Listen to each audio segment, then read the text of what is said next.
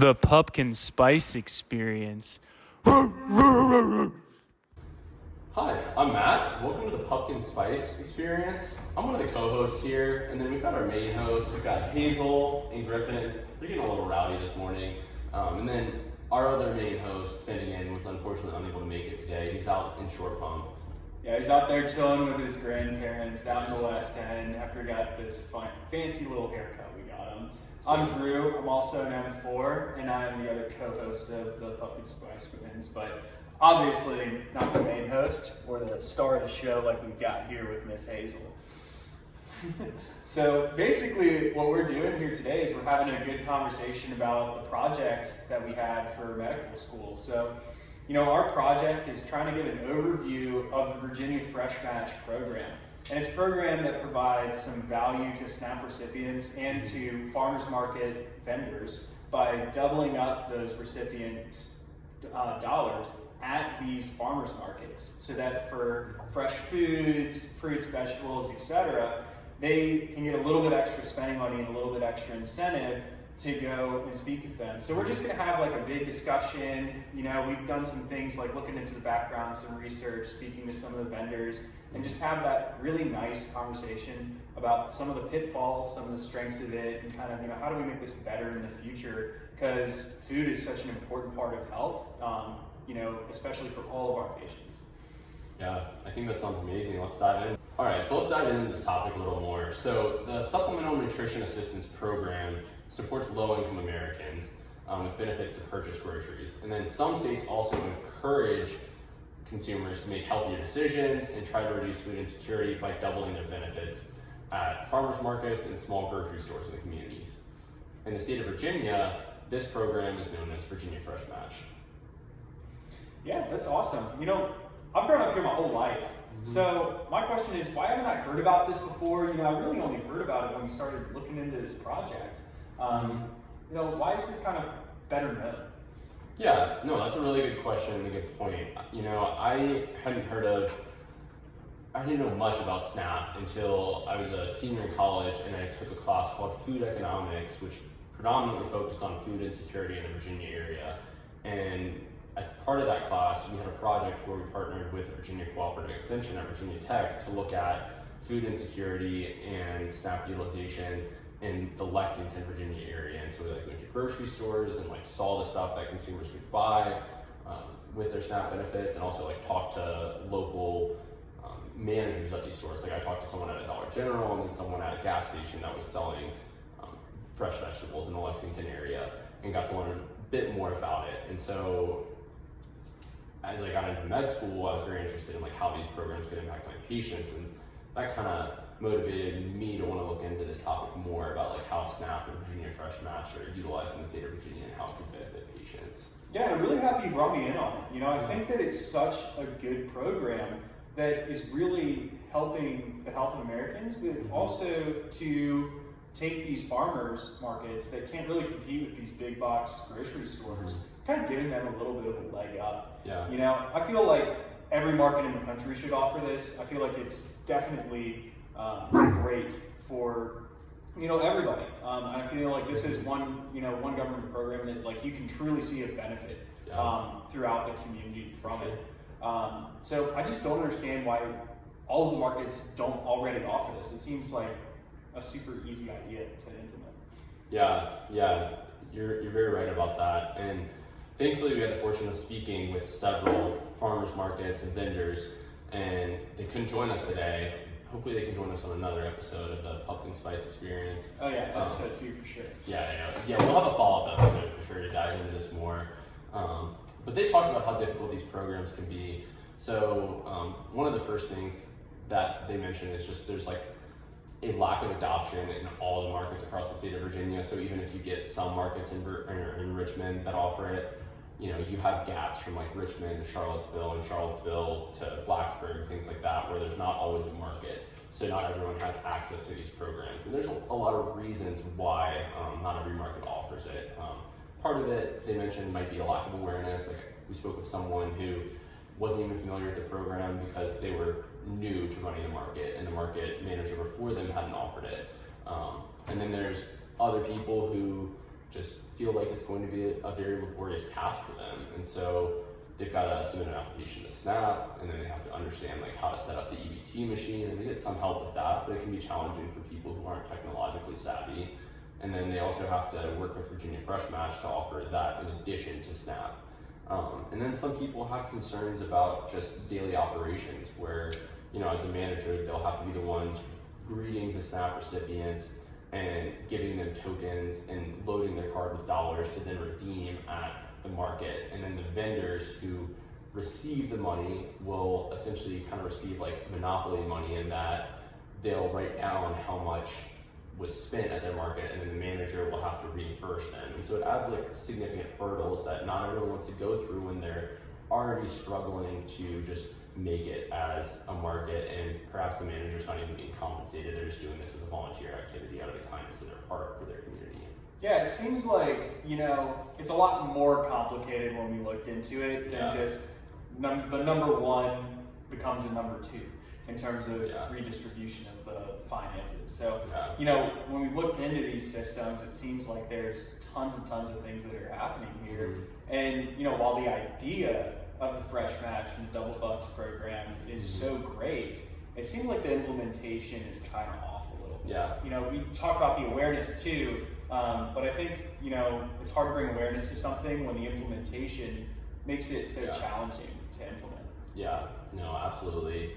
And there were some other things that were mentioned too, like some managers felt like that the cost might actually not be reduced just because the price at a farmer's market is often so much more than a grocery store. Like I can go to Aldi's and buy a big old tub of lettuce for like $2, but then at a farmer's market, even with like SNAP and VFM benefits, it might not be cheaper than just going to Aldi's and getting a very cheap bag of lettuce or tub of lettuce. Yeah, for sure. And these markets offer, organic food, things like that. And, when you're talking about like big farming and you're talking about these like large logistical operations in these economies of scale for like a Walmart or a Publix or for a Kroger or something, that they have all this logistical stuff down. So they have their overhead way down compared to these other places. So two's great, but, in order to truly compete with them for the quality of the food they're getting, they have to be a little bit more. So that seems like another area that could be easily solved, just changing the 2 to a 2.5, but requires a lot of conversations. Oh yeah, for sure. And I mean, it's such a great idea in theory, because like you could benefit food insecurity and have farmers markets in areas where there are food deserts, because like I spent a lot of time in Virginia having grown up here, and there's so many areas where you'll drive on like Route 60 out to Lexington where I went to school, and you'll literally only see Dollar Generals. You won't see any grocery stores for like 150 miles. And so some towns, that's all they have. And so having a farmer's market that offer these programs would allow them to actually have access to like fresh fruits and vegetables. It could be so beneficial. Yeah, I mean, it's surprising too, especially with Richmond, because we're south of the river in Manchester, and technically we're in a food desert right now. Yeah. So, we're not obviously as, having disparities like people who are out, way farther out from the stores, but I think food security is an issue that's a lot closer to home than we realize a lot of times.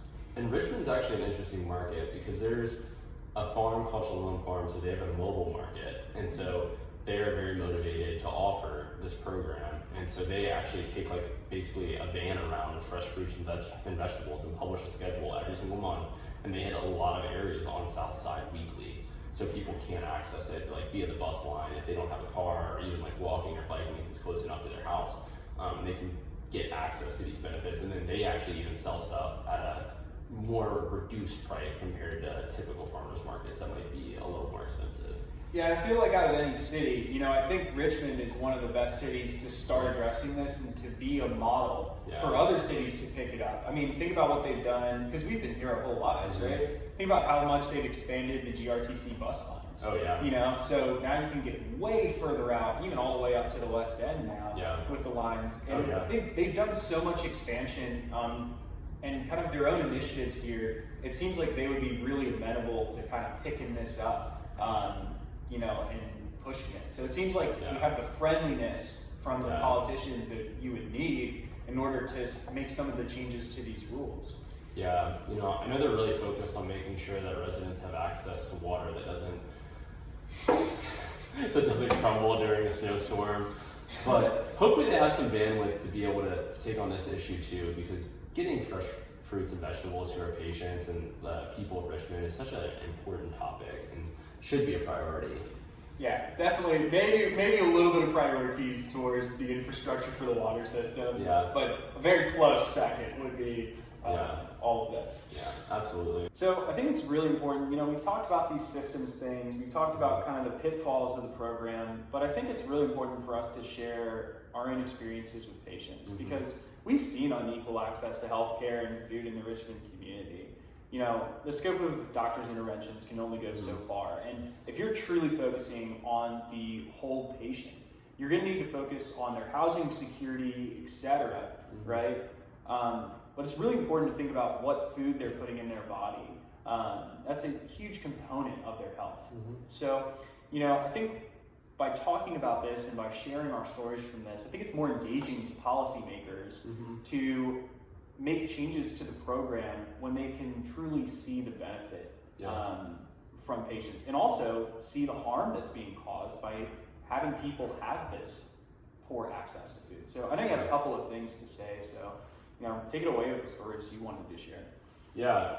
So I think it's something that we've definitely been talking a lot about, more so at VCU in the past couple of years, where like that transition to EPIC 2 has helped us think about social determinants of health when we're talking to patients, because we've got that notification that pops up on like the sidebar of EPIC and it says like, make sure to enter this patient's risk factors for social determinants of health. And you can put in all sorts of things, like if they're using these substances, if they've got food insecurity, that kind of stuff, which is important to think about. And some patients definitely come to mind that I've worked with in the past year where I could see like food insecurity playing out and driving their poor health outcomes. So I had a patient down in Southville actually who worked at McDonald's, who's struggling to make ends meet, and the cheapest thing he could get for his family, I think he was actually a grandfather, and then like his grandchildren lived with him, so there was like a family of 5 between his wife and 3 grandchildren living with him.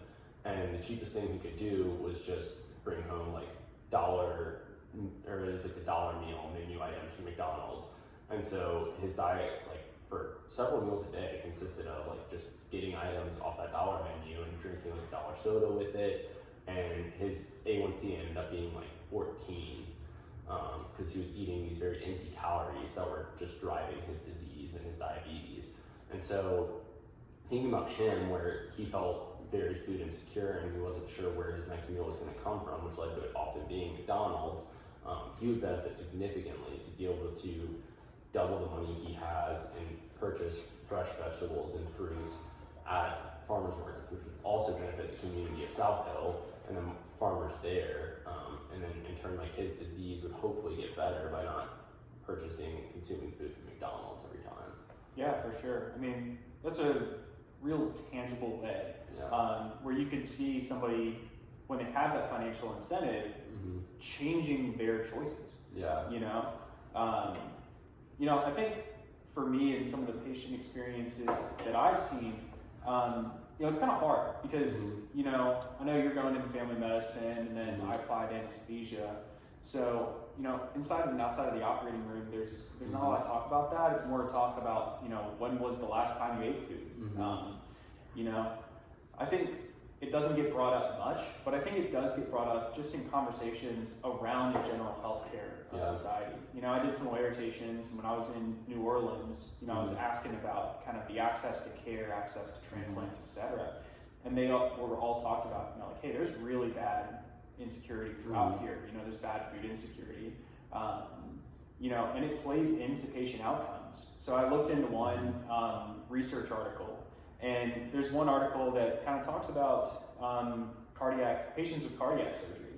And they found that patients who came from areas that were food insecure had worse outcomes in terms of 90-day mortality, extended hospital length of stay, compared to people from food secure areas. So you can see how much of an impact this is going to have, not only in some of the outpatient settings like you're more accustomed to, but also in the inpatient settings when you're thinking about an increased length of stay, changing your mortality rates, etc. I think it's something that's really important to address because of kind of the holistic aspects extend into places where you normally wouldn't expect it. Like going in for, a mitral valve replacement or something like that, or an aortic valve replacement. So, I think that's very true. Like, it's not just something that our patients experience outside the hospital, but it's something that's very clearly driving outcomes that happen even in settings we wouldn't expect, like the OR, like you mentioned. Also, another example that I was thinking about in Richmond is that St. Francis does just a wonderful job of caring for the underserved community. A lot of their obstetric patients are undocumented immigrants who are on Medicaid for a short period of time during their pregnancy. And something I saw while rotating there, both as an acting intern and then also during an OB rotation there, is that a lot of these women are really struggling to make ends meet, and they're struggling to feed their babies if their breast milk supply isn't coming in. And so they're struggling to afford formula, and then they're also struggling to get food for their entire family because babies are such an expensive cost, and their finances get really tight just being able to afford their child. And so programs like this could, in theory, help people a lot who are struggling financially just to have food for the whole family. And that's just not only going to help the mother and father and the whole family, but also the baby as well. Like, just to have a healthy family around them that can truly take care of them and devote enough time to them as they're growing. I mean, going off that point too, you're talking about formula versus breastfeeding, etc. And breastfeeding requires a lot of nutrition. Yeah. And if somebody's food insecure and they're having issues with breastfeeding, etc., making sure that they have food production, could be a contributing factor that could really help them. Yeah. I think it's really important for us to see, kind of talk about these things. And I think it's good that we've seen, inside of all of these different facets of the hospital system, whether you're outpatient, whether you're inpatient for surgery, whether you're on OB and pediatrics, etc. Food insecurity plays a role kind of throughout the health system.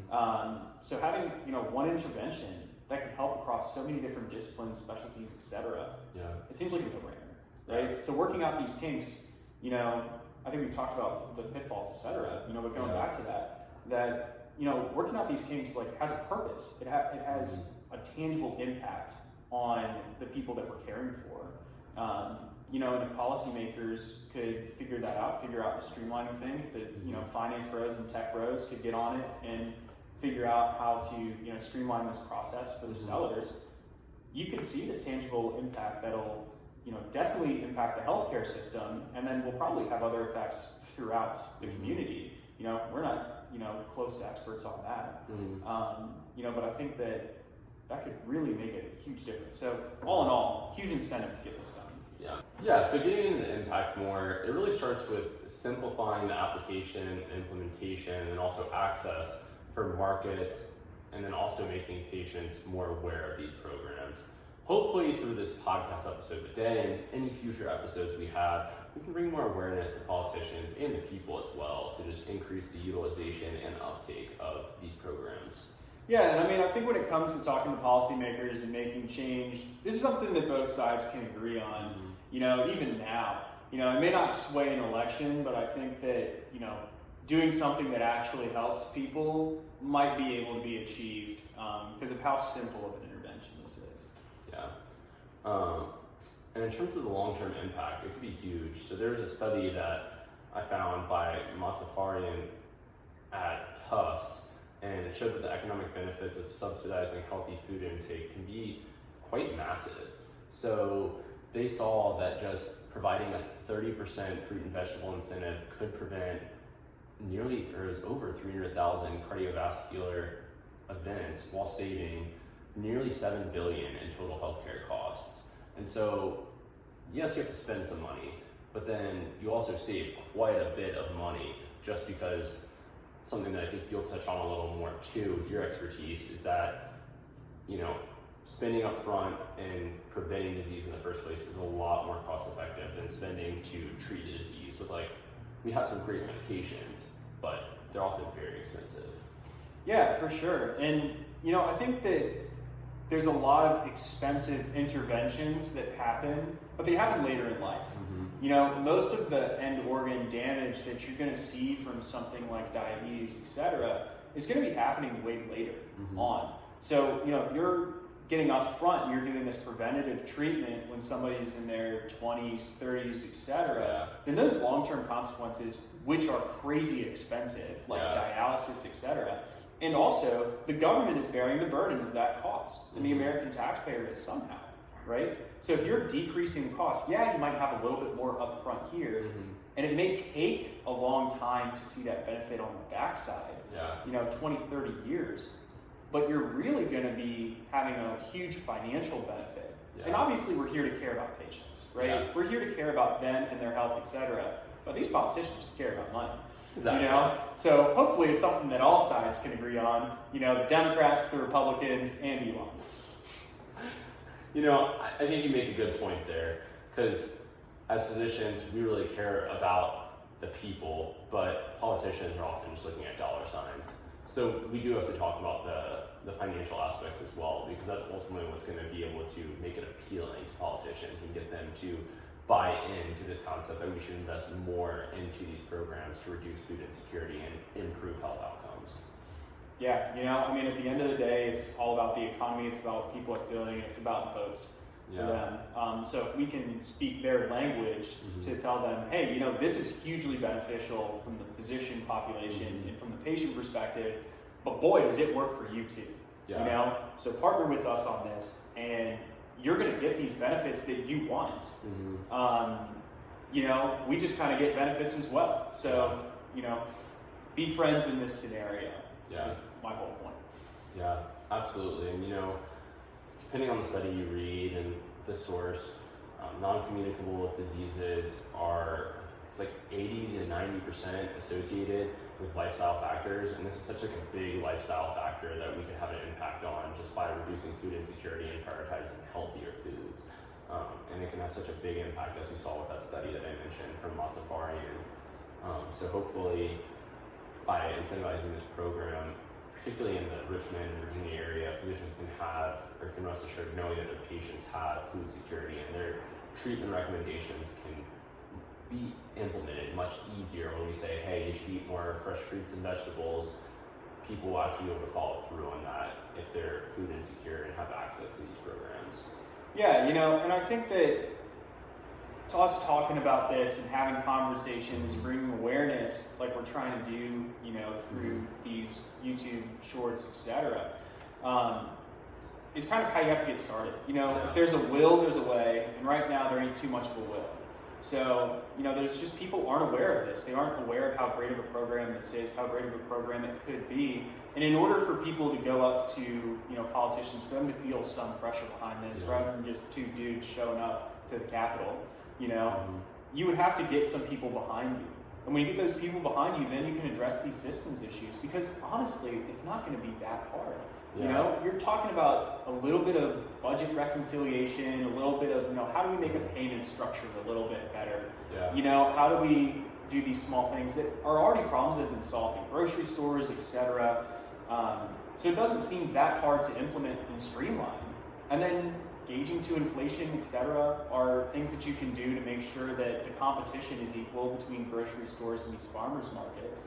And I think the second that people start kind of get the ball rolling on this, they start getting aware, they start, you know, pushing, you know, that can really make that change. So a lot of work needs to be done, but I think it starts with small conversations like this and moving forward. Can hopefully gain some traction. Yeah, absolutely. You know, this platform has been so beneficial in so many aspects, and if a podcast can sway an election, hopefully our podcast can sway some policymakers to care more about the people and just, you know, work on food insecurity to help create a healthier population and a less hungry population. Yeah, for sure. You know, and maybe it can cover a little bit of Pupkin spice as well. Absolutely. Well, it's been a pleasure talking with you today, Student Dr. Jones. Student Dr. Jones. It's been a pleasure talking with you as well, Student Dr. Jones. You have to cut that early.